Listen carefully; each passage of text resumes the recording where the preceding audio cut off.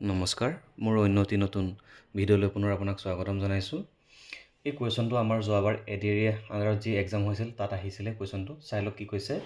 শ্যামে 1 টকা আৰু 50 পইচাৰ কিছুমান মুদ্ৰা 2:3 অনুপাতত মুঠ 35 টকা সাঁচি থৈছিল। ইয়াত 50 পইচাৰ মুদ্ৰাৰ সংখ্যা হৈছে 4টা অপশ্যন আছে 20, 25, 30 আৰু 35। এতিয়া চাওক আমি এইটো কেনেকৈ কৰিম। 1 টকা মুদ্ৰা 1 টকীয়া মুদ্ৰা কিমান আছিল 1 টকা আৰু 50 পইচাৰ মুদ্ৰাৰ অনুপাতটো কিমান আছিল 2:3।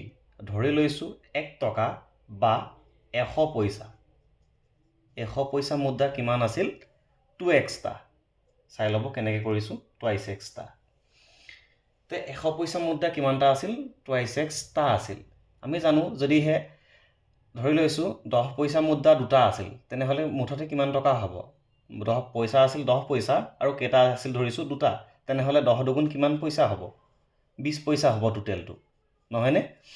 এতিয়া চাওক আমাৰ ইয়াত 100 পইচা মুদ্ৰা কিমানটা আছিল 2x টা ধৰি লৈছোঁ গতিকে মুঠতে কিমান টকা পাম আমি ইয়াত কৰিলে আমি পাম 100 দুগুণ 200 200x পইচা পাম টোটেল হয়নে।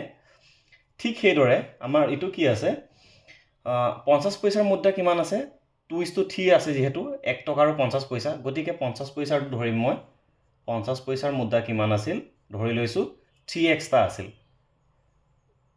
3x টা তেনেহ'লে 50 পইচাৰ মুদ্ৰাখিনি মিলি মুঠতে কিমান টকা আছে তে পইচাটো কিমান 50 পইচা আছে কিমানটা 3x টা গতিকে 50ৰ লগত 3 পূৰণ কৰিলে হৈ যাব 150 আৰু তাৰ লগত কি থাকিব x আৰু কিমান পইচা। নিশ্চয় ইমানখিনিলৈকে বুজি পাইছে। মানে 1 টকা বা 100 পইচা মুদ্ৰাখিনি মিলি মুঠতে কিমান আছে 200x পইচা আছে আৰু 50 পইচা মিলি মুঠতে কিমান আছে 150x পইচা আছে। এতিয়া আমি কি কৰিম 1 টকা আৰু 50 পইচা মিলি মুঠতে কিমান আছে 35 টকা আছে। মানে এতিয়া চাওক আমি এই দুটা প্লাছ কৰি ল'ম 200x আৰু 150x যোগ কৰি দিলে কিমান হ'ব 350x ইমান কি পইচা টোটেলটো ইমান পইচা। এতিয়া চাওক আমাৰ কি কৈছে আমাৰ টোটেলটো 1 টকা আৰু 50 পইচা মিলি টোটেল কিমান আছে আমি কেলকুলেট কৰি পাইছোঁ 350x পইচা এইটো আমি কেলকুলেট কৰি পাইছোঁ আৰু তেওঁলোকে কৈ ৰাখিছে সেই মুঠতে কিমান টকা আছে বুলি কৈছিলে 35 টকা মানে 350xটো কাৰ সৈতে সমান সেই 35ৰ সৈতে সমান।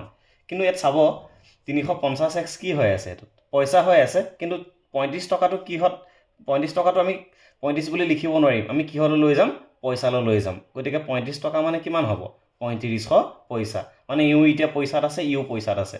নিশ্চয় বুজি পাইছে। এইখিনি চাওক আমি আকৌ কৈ দিছোঁ 1 টকীয়াখিনি মিলি মুঠতে 200x পইচা আছে আৰু 50 পইচা মিলি পেলাই মুঠতে 150x আছে। দুইখিনি মিলালে আমি কিমান পাইছোঁ 350x পাইছোঁ। এইটো দুইখিনি মিলাই পেলাই 350x পাইছোঁ আৰু তেওঁলোকে আগতেই কৈ ৰাখিছে যে দুইখিনি মিলালে মুঠ টকাৰ পৰিমাণটো কিমান হয় 35 টকা বা 3500 পইচা হয়। নিশ্চয় বুজি পাইছে। এতিয়া আমি কি কৰিম xৰ লগত এইখিনি কি হৈ আছে পূৰণ সিফালে গ'লে কি হ'ব হৰণ 3500 ডিভাইডেড বাই 350 কেলকুলেট কৰিলে গম পাইছে কাটাকাটি কৰিলে কিমান হ'ব 10 থাকিব। নিশ্চয় ইমানখিনিলৈকে বুজি পাইছে। তাৰপিছত আমি আমাক কি বিচাৰি আছে ইয়াত 50 পইচাৰ মুদ্ৰাৰ সংখ্যা কিমান আমি ধৰি লৈছিলোঁ 50 পইচাৰ মুদ্ৰাৰ সংখ্যা কিমান x 3x গতিকে 50 পইচাৰ মুদ্ৰা 3 × x বা 3 10 গুণ কিমান হ'ব 30 টা হ'ব। নিশ্চয় বুজি পাইছে। আৰু যদিহে কোৱাহেঁতেন 1 টকা বা 100 পইচাৰ মুদ্ৰা কিমানটা আছে যিহেতু 2x আছে আৰু xৰ ভেলুটো গম পাইছোঁ 10 গতিকে 100 পইচাৰ মুদ্ৰা বা 1 টকাৰ মুদ্ৰাৰ সংখ্যা কিমানটা হ'ব 2 পূৰণ x বা 2 পূৰণ 10 20 টা হ'ব। যিহেতু আমাক ইয়াত কি বিচাৰি আছে 50 পইচাৰ মুদ্ৰাৰ সংখ্যা গতিকে আমি 50 পইচাৰ মুদ্ৰাৰ সংখ্যা 3x 3 পূৰণ 10 3 10 গুণ কিমানটা আছে 30 টা গতিকে আমাৰ শুদ্ধ অপশ্যনটো আমাৰ চি অপশ্যনটো কি হ'ব কাৰেক্ট হ'ব।